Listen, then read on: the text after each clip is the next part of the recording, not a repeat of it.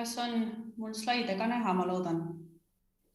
Tere tulemast siis pausilt tagasi, see oli lühike paus, aga lähme nüüd edasi järgmise teemaga, mis on siis kohalike omavalitsuste tühjenemise mustrid. Nüüd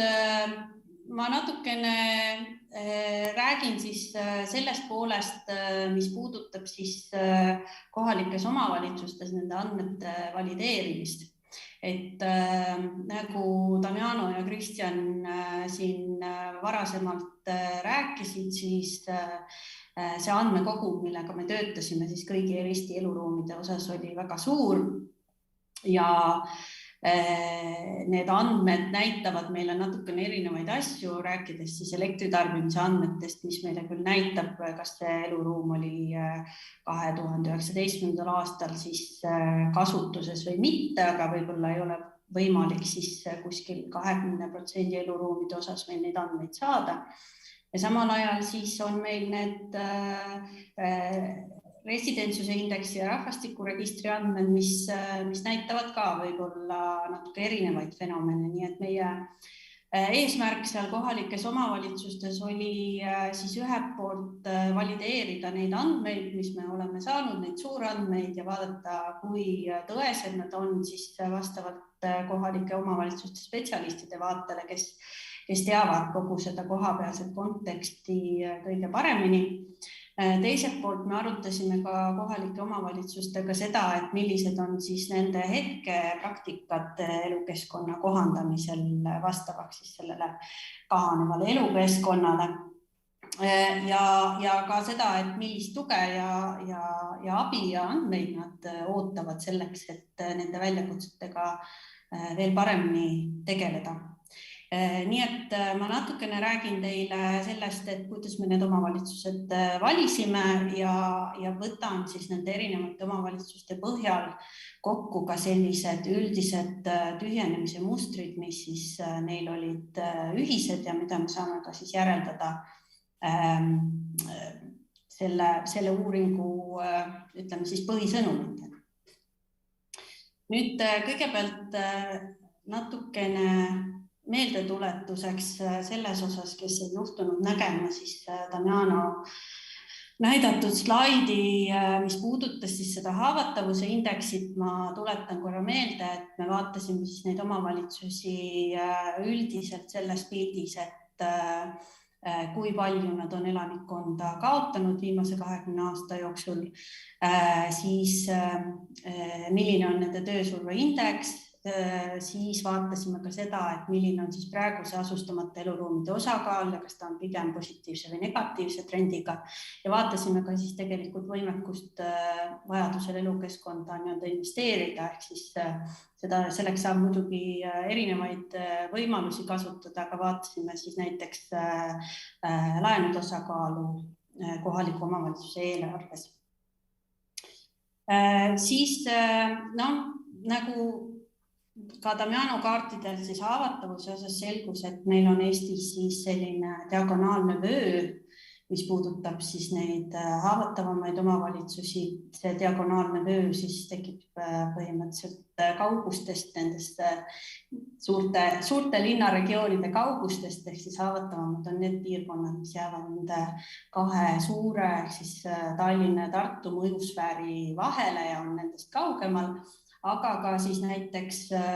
ütleme siis saartele pääsu ja Via Baltica vahele, ehk siis näiteks saared tulevad riskitaseme osas nagu madalama riskiga esile, kui siis need omavalitsused, mis on nii-öelda Läänemaal, aga ei ole päris saared. Nüüd ma toon ka näite siin ühest indeksist, mida me eelvalikul kasutasime. See on siis nüüd illustreeritud omavalitsuse rahvastiku arvu muutus viimase 20 aasta jooksul. Ja siin on siis nooltega näidatud need omavalitsused, kes uuringusse kelle me uuringusse siis näidetena valisime, pluss siis need on punased nooled ja sinisena on siis toodud välja need nooled, kes varasemalt olid juba pilootprojektis osalenud, kus me esimest korda neid asustatusandmeid siis Rahandusministeeriumi pilootprojektis katsetasime, kus olid siis Valga, Lüganuse vald ja Kohtla-Järve linn. Me proovisime valida siis võimalikult erinevad omavalitsused, siin nad on nüüd kaardil uuesti, et te näete nende asukohti ja jaotumist. Nad on natuke erineva suurusega. Me proovisime valida sellised, mis on hoonefondi osas natukene erinevad, kus ka need kortermajad võib-olla on natuke erinevalt jaotunud ja üleüldse kortermajade ja üksikelamute osakaal omavalitsuse lõikes, et me saaksime nagu võimalikult mitmekesise pildi, et ütleme, eesmärk ei olnud näiteks valida neid omavalitsusi, kus oli juba näha, et see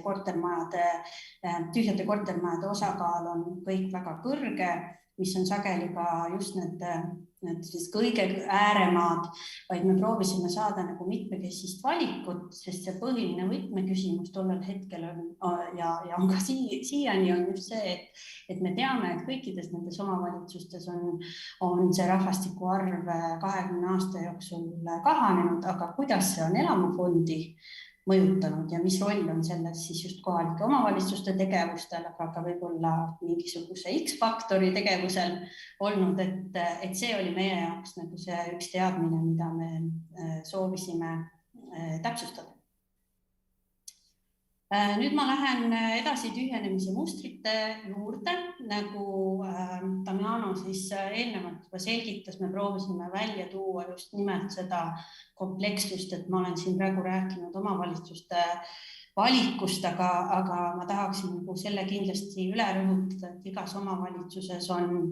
me ei saa vaadata selliseid üldiseid numbreid omavalitsuste lõikes, vaid me peame vaatama ikkagi konkreetseid elukeskkondi seal omavalitsuste sees, et see tühjenemine mõjutab ikkagi väga konkreetseid asukohti ja väga konkreetseid hooneid ja me proovisime siis ka erinevate omavalitsuste näitel leida siis need ühisnäitajad. Nüüd esimesena ma näitan, ma ei hakka kõigi omavalitsuste kohta kõiki andmekihte näitama, lihtsalt ma näitan võib-olla sellist kuidas ma ütlen, valikut erinevatest andmekihtidest, et teatud probleeme siis esile tõsta. Siin mul on siis selline kolmik just nimelt tasustamata eluruumide osas, see puudutab nüüd elektritarbimise andmeid, ehk siis eluruumid, kus 2019 aastat seda elektritarbimist oli väga vähesel määral või üldse mitte, see jätab välja siis ka igasuguse selles mõttes hooajalise kasutuse, kuigi me ei suuda täpsustada seda vahelikku, et kas siis oli seal mingi kasutus, et keegi 3 kuud kasutas või 6 kuud kasutas või aasta kasutas, et seda me ei tea, me teame ainult siis võtame neid hooneid välja, kus me teame, et kindlasti seda elektritarbimist ei olnud. Ja siin mul on siis valik toodud Mulgi vallast, Märjamäe vallast ja Jõgeva vallast ja kui me vaatame siis seda asustatuse osakaalu, siis me näeme, et siin need numbrid on natukene erinevad. Üldiselt me omavalitsustes tõlgendasime seda siis niimoodi, et kui siin varasemalt ka näidati seda üle-eestilist asustatust elektritarbimise alusel, et siis ütleme näiteks kasvavates piirkondades ta oli kuskil 4-5%. Omavalitsustes, või ütleme siis asulates, mis on nagu hea tervise juures, võiks jääda kindlasti alla 10% ja siin need keskmised olid natukene kõrgemad ja joonistuvad välja siis ka võib-olla esimesed sellised riskifaktorid hoonerühmade lõikes, ehk siis kui me vaatame siin näiteks Mulgi valda, siis me näeme, et neid eluruume korterelamutes ja üksikelamutes on enam-vähem sama palju. Samal ajal protsendid on suhteliselt erinevad, ehk siis korterelamutes meil on ikkagi 5% eluruume, mis ei olnud kasutuses. Aga teiste omavalitsuste osas muidugi jällegi siis need osakaalud on erinevad, Märjamaal on ka enam pooleks, Jõgeval on siis seda korterites olevat hoonefondi ka palju rohkem, aga me ei näe seal nüüd näiteks osakaalude osas nii kardinaalseid erinevusi, et tühjenetakse mõlemal pool, siis vähemalt selle elektritarbimise vaates. Ja nüüd, kui te vaatate sinna allapoole neid tabeleid, siis siin on võib-olla oluline välja tuua seda, et siin on siis välja toodud need hoonetüübid, mis on siis kõige vähem asustatud, et siin on siis asustamata eluruumide osakaal selle protsendina toodud, on ka välja toodud siis kui suur see hoonefond üldse on, et väga väikeste majade puhul me räägime, eks ju, see 58 näiteks on juba päris mitu maja, eks ju, kui sul on suur korterelamus, siis see on oluline lihtsalt vaadata ka, et mitut hoonet see umbkaudu puudutab või kas me räägime näiteks ühest hoonest või me räägime mitmest erinevast hoonest, aga mis siin ütleme üldise sellise ühe selge mustrina joonistub välja, mida te näete ka hiljem üksikute omavalitsuste slaididelt, on see, et meil on väga tõsine küsimus just nimelt nende väiksemate vanemate kortermajadega, see oli ka siis nagu teema, mis juba Ivo eelmises paneelis tõstatas, aga see on nagu midagi, mis me ka andmepõhiselt tuleb nagu väga selgelt välja, et need hooned kipuvad olema kõige rohkem asustamata ja kui me vaatame siis omavalitsustes koha peal neid konkreetseid hooneid, siis muidugi päris palju on neid just nimelt peamistes keskustes koos, on ka mõned rohkem siis sellist ajaloolist asustust, kus natuke neid väiksemaid kortermajasid on ja mis meie tõlgendus on, et nad jäävad nagu suurusega kuidagi kahe vahele, et nad ei ole nagu piisavalt suured, et pakkuda kõiki võimalusi ja mugavusi, aga võib-olla natuke soodsamaid kommunaalmakseid ja teiselt poolt nad on nagu ei ole ka piisavalt pisikesed, et neid saaks näiteks ümber kohandada paariselamuteks või üksikelamuteks. Nii et nad ootavad sageli, on seal nagu uinuvad kaunitarid, kes ootavad oma aega ja probleem tekib just nimelt siis, kui neid on näiteks väga palju asulakeskustes ja eriti peatänava ääres, kus nad ka hakkavad väga tugevalt siis linna üldist atraktiivsust ja pilti mõjutama. Ja mis ma siin veel tooksin ühe olulise andmete teemana välja, et on teatud anomaaliad, mis me avastasime teatud omavalitsustes.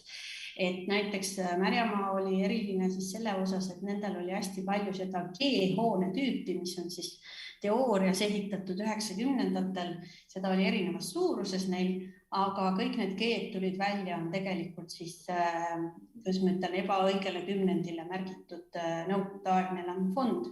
Et siis, kui nüüd omavalitsused ka ise nende materjalidega, need materjalid neile kättesaadavaks tehakse ja nendega tööle hakkavad, siis sellele tuleb kindlasti tähelepanu pöörata, et selliseid kohalikke fenomene või anomaaliaid andmetes võib kindlasti ette tulla.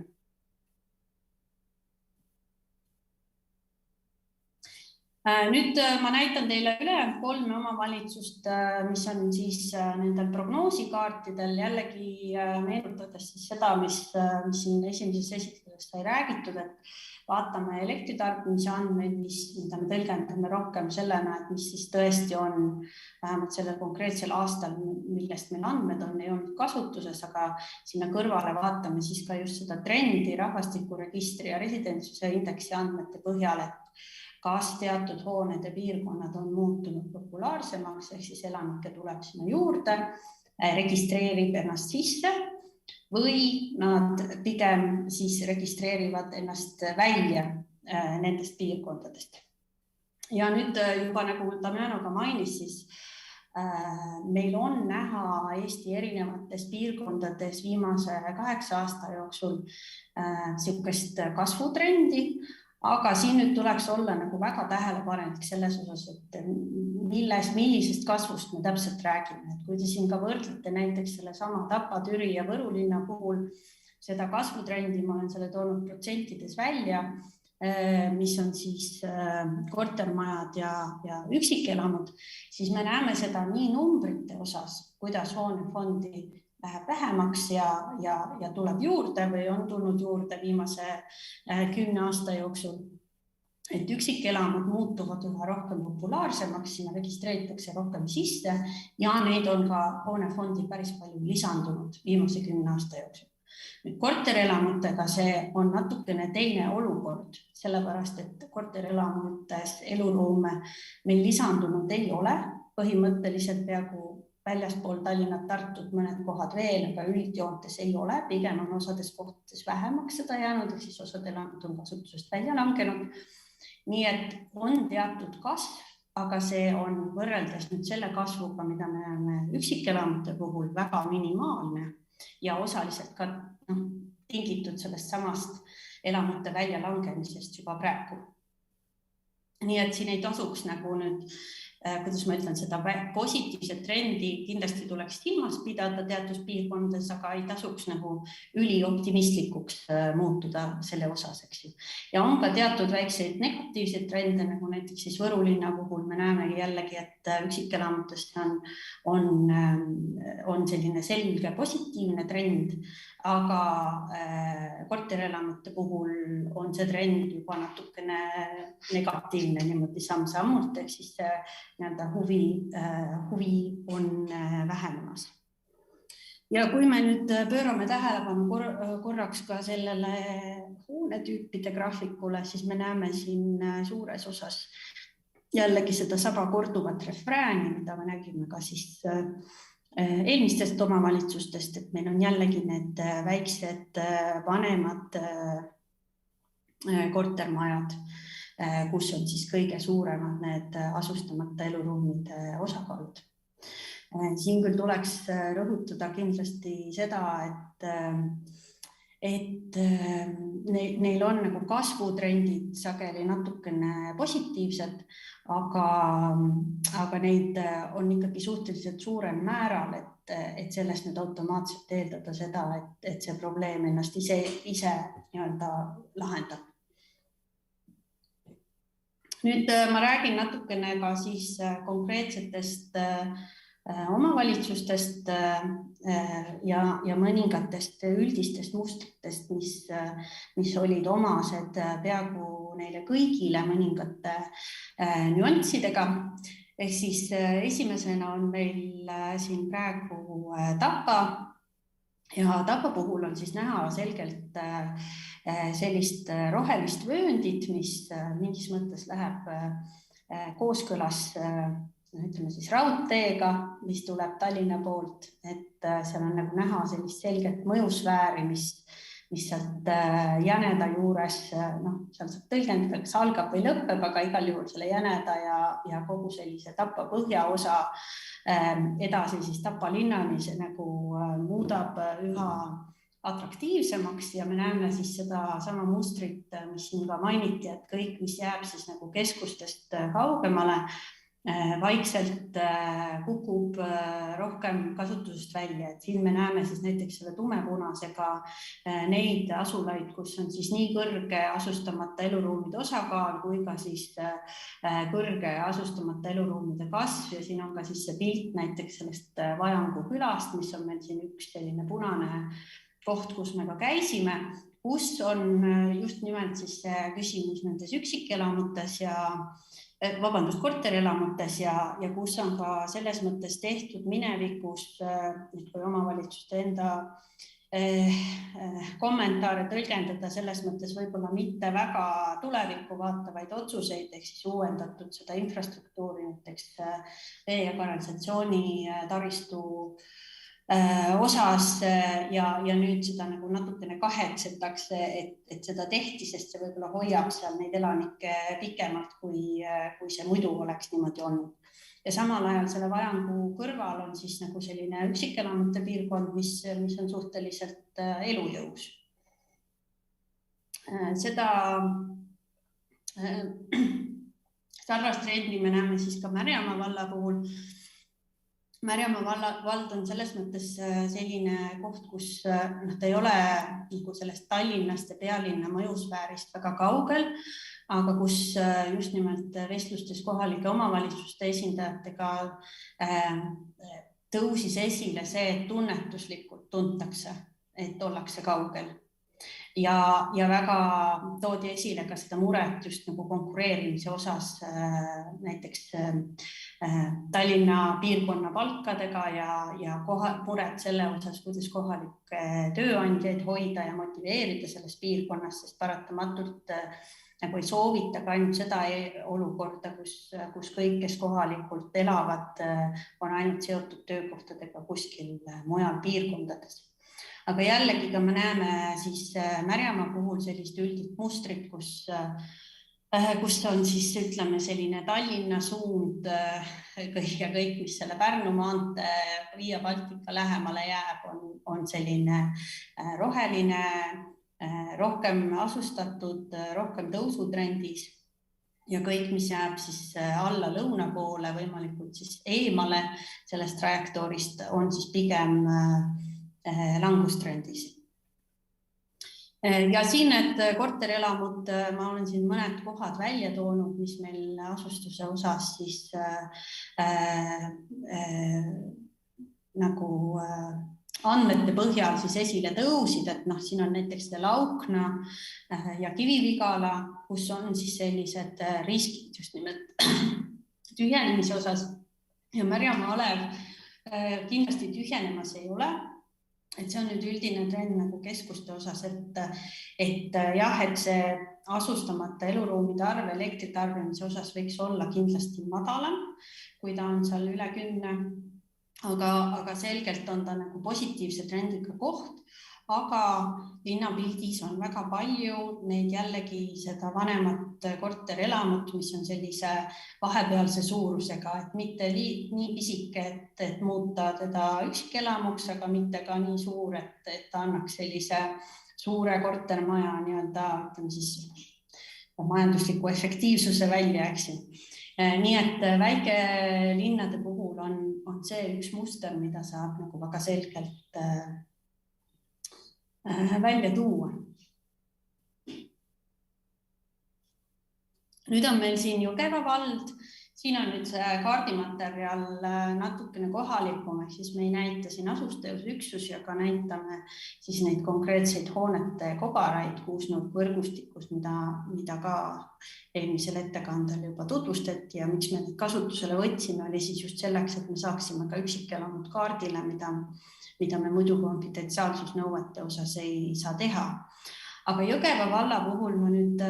rõhutaksin ühte sellist lisamustrit, et me oleme juba praegu rääkinud nendest kohtadest, mis jäävad sellest peamistest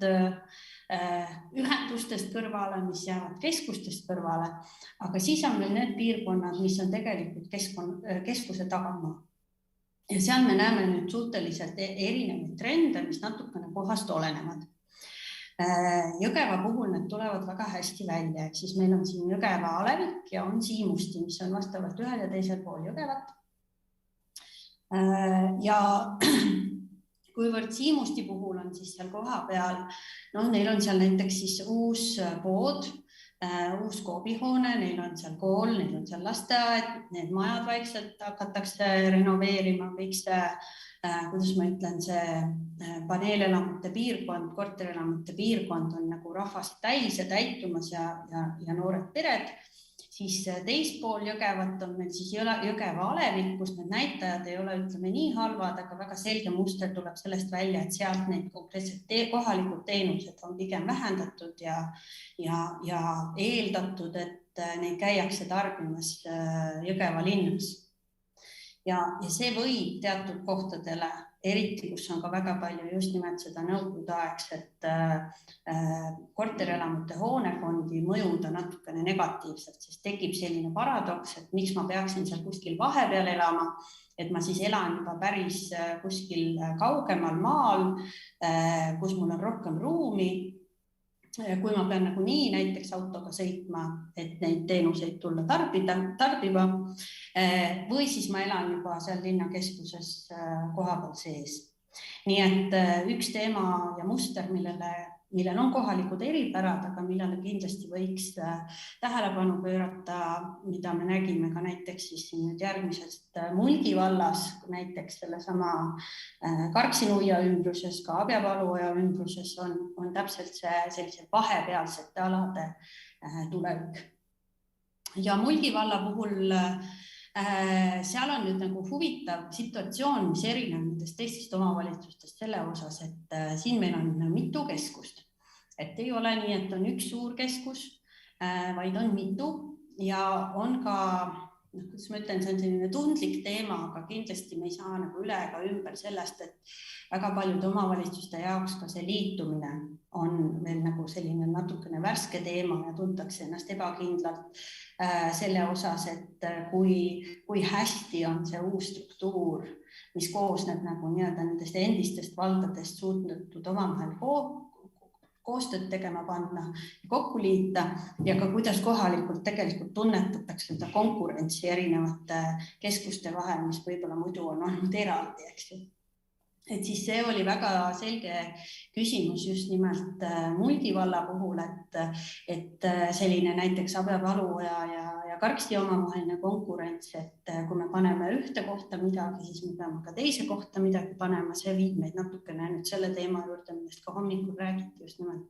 koostöö ja teenuste planeerimise osas. Aga muidu see muster peab ka siin Mulgi vallas paika, et keskuste sees asustatus on suhteliselt kõrge, elanikke tuleb juurde, just nimelt keskuste äärealadel, sellistes vahepealsetes kohtades me näeme kas langustrendi või me näeme hetkel tühjenemist. Mulgi valla puhul on nüüd üks konkreetne siis Eesti kõige väiksem linn, Mõisaküla linn, mis on nagu selle kahe suure või keskmise suurusega väikelinna kõrval jäänud nagu veel väiksemaks või on selline nagu kolmas ratas vankri all. Selles mõttes, et ta on eraldi, ta on piiri ääres ja tema on võib-olla siis nagu näitajate osas kõige suurema küsimärgi all just selles osas, mis puudutab asustatust ja langustrendi, kuigi me näeme ka seal, et jällegi näiteks eramajade piirkonnal läheb hästi. Ja see oli ka midagi, mida me näiteks Jõgeva puhul just nimelt arutasime, et kui omavalitsuse jaoks on nagu tähtis neid erinevaid külasid ja alevikke, siis siin puhul on meil siis see Mõisaküla linn hoida, siis kuidas teha neid otsuseid, sest see üksikelamute piirkond on näiteks atraktiivne ja nii-öelda paisuv, aga sellel on mõte nagu teenuste osas ainult siis, kui see kortermajade piirkond jääb ka või vähemalt jääb mingisuguses osas alles. Ja seal on need nagu rasked valikud just selles osas, et me praegu näeme üle kogu Eesti, kuidas me saame kindlasti välja tuua teatud hooneid ja teatud hoonete kobaraid asulates, kus on selge kahanemise trend ja kõrge asustamata korterite osakaal, aga üldiselt see murekoht, mida ma näen nagu kõikide Eesti omavalitsuste puhul, keda see teema puudutab, on see, et see tühjenemine ehk siis asustamata korterid on tohutult laiali igal pool ja see on tõeline väljakutse, kuidas siis seda hakata kokku tõmbama, sest see nõuab nagu tõsist nagu strateegilisi valikuid ja otsustamist, sest sul ei ole nagu ühest kohast kohe otse kiiresti pihta hakata nii-öelda, vaid sul on see nii-öelda nähtamatu probleem, võib-olla vaenlane ei taha öelda, aga nähtamatu probleem siis üle kogu selle elukeskkonna laiali valunud väga erinevatesse üksustesse, et igal pool on midagi natukene, aga see on kõik nagu jäämas liiga suureks selle elanike arvu osas ja ka võib-olla elanike ootuste osas just selles valla võtmes, et kus nad soovivad elada nagu hoonetüübi osas. Ja natukene ma siis räägingi ka nendest hoonetüüpidest siia lõppu, et Türi puhul ma siis hetkel kaarti eraldi ei näita. Türi puhul me räägime trendidest selles osas, et nende konkurents käib siis mitte väljendatud konkurents, aga konkurents, mida me näeme tühjenemise mustritest Paidega. ja kuidagi Paide on näiteks renoveerimisaktiivsuse ja ka sellise kasvutrendide osas kuidagi rohkem esil kui Türi, kui me vaatame puhtalt neid asustatuse numbreid ja kui me vaatame ka siis seda kasvavaid piirkondi, siis nad paratamatult on ikkagi kogunenud sinna Türi ja Paide vahelisele teljele ja samal ajal kõik jällegi, mis jääb sinna lõuna poole, näiteks siis Võhma poole, mis on juba järgmises omavalitsuses, on langustrendis. Aga kui me nüüd vaatame siin seda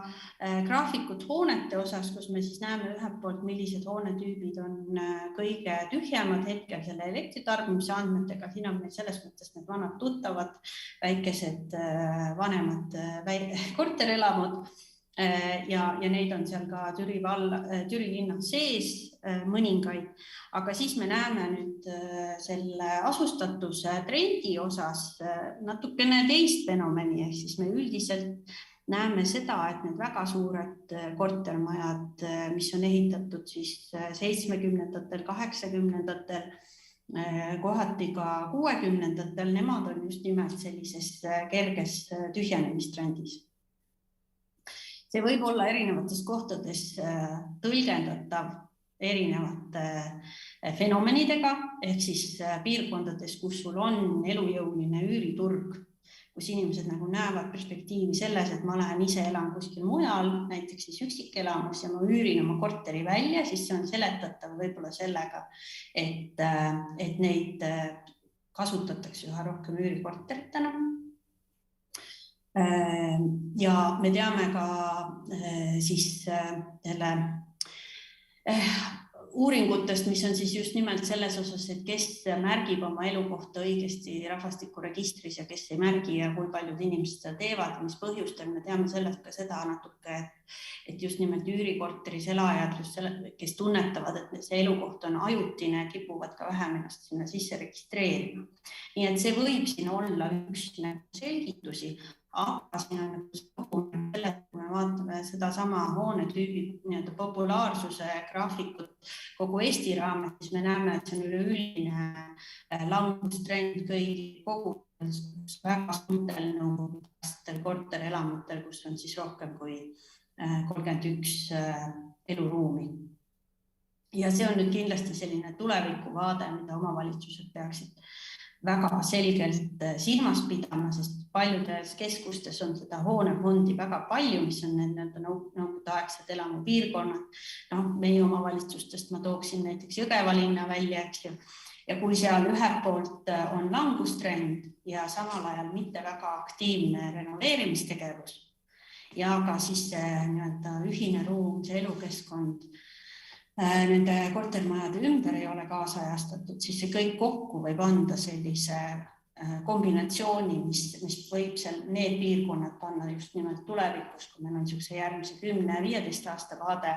ikkagi väga tugevasse langustrendi.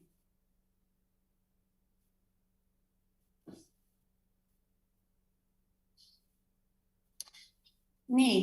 ja viimane on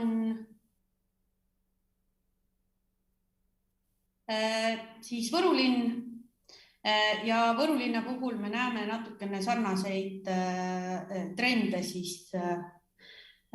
mis olid Türiga, lihtsalt need hooned, kuna hoonefond on veidi erinev, siis on ka need vahekorrad veidi erinevad, aga siis Võrulinna puhul saab samuti selle välja tuua, et hoolimata sellest, et neil näiteks see renoveerimistegevus oma linnas on suhteliselt aktiivne ja neid toetusi ja majade korda tegemist on suhteliselt palju, siis ka seal ikkagi me näeme sellist langustrendi just nimelt sisseregistreerimiste osas nendesse suurtesse nõukogudeaegsetesse korterelamutesse. Aga nüüd siis mõnede kokkuvõtete juurde. Võib-olla ma siin kordan üle siis need peamised mustrid, mis me nüüd nende 6 omavalitsuste osas võime tõlgendada ja lisades siia ka siis mõtteid nendest pilootaladest, mida uuriti 2020, mis olid ka siis näiteks Ida-Virumaal ja siis samuti Valga vallas. et kõigepealt isoleeritud hooned ja hoonegrupid tühjenevad kõige kiiremini siis hoolimata konkreetsest hoonetüübist ja isoleeritud all ma mõtlen siis kõike seda, mis on kaugel keskusest, kas ta on omavalitsuse ääres, omavalitsuse servas, kus ta jääb lähimast keskusest kaugele, kas ta on peamistest keskustest nagu Tallinn-Tartu liiga kaugel või ta on lihtsalt selline üksik korterelamu, mis on näiteks nõukogude ajal ehitatud kuskile farmi lähistele, et siis sellisel juhul see hoonetüüp ei mängigi väga suurt rolli, aga rohkem hakkab mängima see eraldatusrolli. Lisaks siis keskustes on tühjaks jäänud just nimelt väiksemad ja vanemad kortermajad. See on sellise keskuse üldise kuvandi küsimus ja väljakutse kõigile Eesti väikelinnadele. Suurte paneelelamute asustatus on hetkel veel kõrge, aga see trend on languses üleriigiliselt ja see on üks kriitilisemaid küsimusi, millega tegeleda ja siis võib-olla ka selline valikukoht, mitte valikukoht nüüd nende kahe vahel, aga ütleme ka siis see, et me peame ka otsustama, et mis me nende väiksemate kortermajadega selles osas teeme, et nende asustatust väga palju mõjutab võib-olla selline kuvand nendest, et nad ei ole nagu majanduslikult mitte mõttekad, aga nad on samal ajal suuruse mõttes selline väga inimkeskne suurus ja meeldiv elukeskkond, et kas see on meie jaoks nagu soovitud trend, et just nimelt need elamutüübid tühjenevad ja kui mitte, siis me peaksime võib-olla sinna sekkuma. Ja kõige tühjemad siis asulate osas kipuvad olema just siis need kõik eraldatud piirkonnad ja eelkõige siis sellised piirkonnad, mis on kunagi loodud monofunktsionaalsena, kas nad on siis kunagised kolhoosikeskused või siis väga spetsiifiliste tööstuste eesmärkideks loodud asulad, nagu me näeme just nimelt siis Põhja- ja Ida-Eestis, et see puudutab nii maaliseid kui linnalisi asulaid ja seal on nagu selgelt joonistub välja nii see kõrge asustamata korterite osakaal kui ka siis asustamata eluruumide kasv. Ja viimaseks ma kutsun kindlasti üles siis kõiki omavalitsusi, kellele need andmed kätte antakse, neid targalt ja nutikalt kasutama, ehk siis punkt 1 kindlasti kasutama, neid mõõdikuid jälgima. Ma väga loodan, et need saavad olema sellised kaasajastatavad mõõdikud selles osas, et elektritarbimise andmeid ja ka neid rahvastikuregistri andmeid pikendatakse, et me saame nendest, et te saate neid mõõdikutena jälgida just selles osas, et näiteks palju on neid tühjenevaid hoonete kobaraid, kas need ajas muutuvad, kas neid tuleb juurde ja milline on asustamata eluruumide osakaal ja tühjenemise trajektoorid. Ja siis ka kindlasti neid teadmisi kasutada investeeringute planeerimisel ja suunamisel, et selleks on erinevaid juhendmaterjale välja töötatud. Ma olen siin pannud ka just nimelt viite sellele suunistele ruumilise kahanemise analüüsimiseks, mis siis ka pilootprojekti raames valmis 2020 ja mis sellise esmase kondikava annab kätte, et mida vaadata ja kuidas selline strateegiline plaan teha siis nende kõige elujõulisemate kohtade valikuks, kuhu siis need investeeringuid suunata, sest see peab olema, nagu ka siin paneelis räägitud varem, ühiskondlik kokkulepe ja demokraatlik kokkulepe, kuhu kaasatakse ka kohalikke elanikke, mitte ainult tagatubasid. Ja võib-olla viimasena ma ütleks, et tuleks julgeda ka suunata pilk tulevikku, ehk siis OECD raport väljendas ka väga palju sellist skepsist demograafia osas ja me vastavalt omavalitsusele mõnikord kuulsime seda rohkem vähem, et väga tahetakse olla nagu lootusrikkad selle uue noorte osas ja uute elanike osas, kes kõik sisse tulevad, aga need pikaajalised demograafilised trendid, mida ka siis prognoosides välja tuuakse, et neid ei ole võimalik nii lihtsalt muuta ja tuleks ikkagi arvestada praegu seda järgmise 20 aasta rahvastiku vähenemist, mis neid eluruume tõenäoliselt veelgi tühjendab, eriti siis nendes piirkondades, kus on juba praegu palju eakaid või need hooned on väga amortiseerunud. Aga suur tänu ja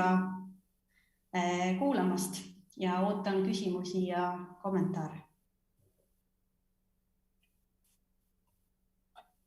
Aitäh, Kristi. Väga hea ja sisukas ülevaade. Ja väga palju häid mõtteid ja soovitusi, mida kohalik omavalitsused ise saavad arvesse võtta. Võib-olla ma nopin kiirelt ühe küsimuse, kuna meil kahju oleme ajaga natukene hädas, aga võib-olla selline, mis äkki nagu kuidagi aitab näiteks, et kas, kui vaadata neid suuremaid linnu, siis kas seal ka on tühja elamispind või kas me räägime sellest probleemist kui selles kontekstis ainult nendest väikestest kohtadest? No ma arvan, et see suurus on nagu suhteline mõiste, aga me võib-olla lähenesime sinna niimoodi, et mis on nagu linnana kategoriseeritud, et kui see üldine pilt panna kokku, et kus on nagu selline langustrend asustatuse osas, et siis me ikkagi saime seal kuskil 10 linna, mis on erinevates Eesti kohtades. Nii et kindlasti